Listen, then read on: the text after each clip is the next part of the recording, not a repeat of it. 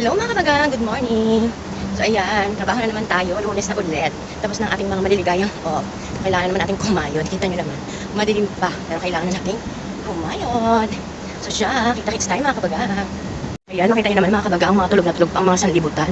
Pero tayo lalarga na doon sa ating pick-up area ulit. Para tayo magtatrabaho na naman. So siya, ganyan talagang buhay abroad mga kabagang.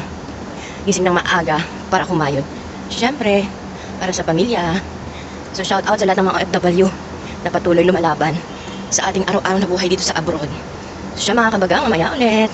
Hello mga kabagang. Dito tayo sa school. Dito tayo sa ating work ulit. Ayan o. Ito naman tayong stop room. Para makapag-almusal. Ay, ang dilim. Kita niyo ba ako? Dilim no? Stop room muna tayo. Oo, diba? Automatic ang light, bongga. Almusal muna tayo.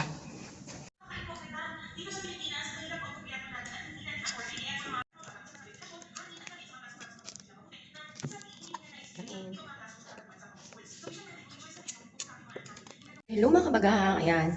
6:30 na, kaya bababa na tayo. Magsusundo na naman tayo ng ating estudyante from kanilang bahay papunta dito sa school. So siya kita-kits. Ayan mga kabagang, magsusundo na naman tayo ng mga bata. Work na muna tayo ulit. Kita-kits mga kabagang. Mga kabagang, susundo na tayo ng ating mga estudyante. Trabaho na tayo.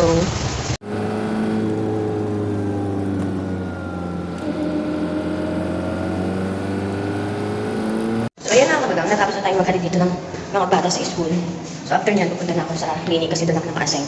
Ganun yung trabaho namin dito. Pagkahati ng mga bata, meron kami kanya-kanyang particular na pwesto kung saan ilalagay. Clinic, punta na tayo.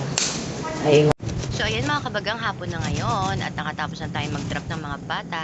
At ngayon nga ay hindi tayo babalik ng school. So magbabas tayo, mag-public bus tayo ngayon kasi kailangan ko makauwi ng maaga sa city. Dahil tayo may pupuntahan. Pupunta ako ng medical. Magme-medical ako. Kailangan ko na kasi kasuhin yung aking medical para maayos ng aking visa. Dahil 1 month ng ating visa, baka tayo magka-penalty, diba? Siyempre, para makakuha na rin tayo ng ating mga health insurance. So, ayan, tingnan nyo. Disyerto, diba? Bongga, pak, o diba? Pwesto mo na ang peg ng catch, o diba? So, ayan, malapit na tayo sa mall. Doon na lang ako ibababa ng aking driver kasi sabi ko, i-drop niya na lang ako doon para yan, sa bus stop na yan, para sasakay na lang ako ng bus. So, ayan nga, nagbibiyahe na tayo mga kabaga. Pauwi na tayo ng Abu Dhabi.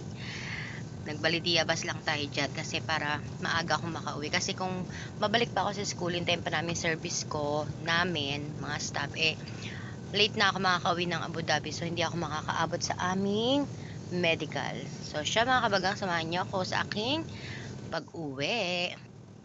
So, ayan mga kabagang, malapit na tayo sa city. So, ang ganda nga naman ng mga view dito. Ganda rin minsan magbalidia bus, lalo pag malayo yung lakbay kasi ang ganda ng mga view. Marami kang makakita mga magagandang view. O, diba? So, ayan, nandito na tayo malapit sa Alwada. Konting kembot na lang at papunta na tayo dun sa ating dapat puntahan. At ayan na nga mga kabagang, nandito na tayo sa ating dapat puntahan. So, ayan.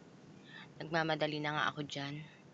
Kasi kailangan naming makaabot sa oras. O, diba? Ayan, diyan kami sa SEHA kasi kailangan namin magpa-medical at kailangan naming umaten ng Tauji. So, ayan, hinintay ko na lang yung tawag para papasok na kami sa isa sa mga hall na nandyan. So, siya mga kabagang, waiting lang tayo. At ayan na nga, nandito na kami sa loob. So, naka-headset na kami. So, mag-i-start na kaming manood. Parang magsisini lang. At ayan nga, natapos natin ang ating lahat na dapat gawin mga kabagang. So, ginampi na tayo. Pero at least natapos na lahat ng ating mga responsibilidad. At tayo pa uwi na mga kabagang. Ayan o, Tauji o, diba? So, siya mga kabagang, yan ang nangyari sa buong araw ng aking buhay dito sa abroad. So siya, ingat kayong lahat at kita-kits ulit bukas. Maraming salamat and God bless sa lahat. Bye!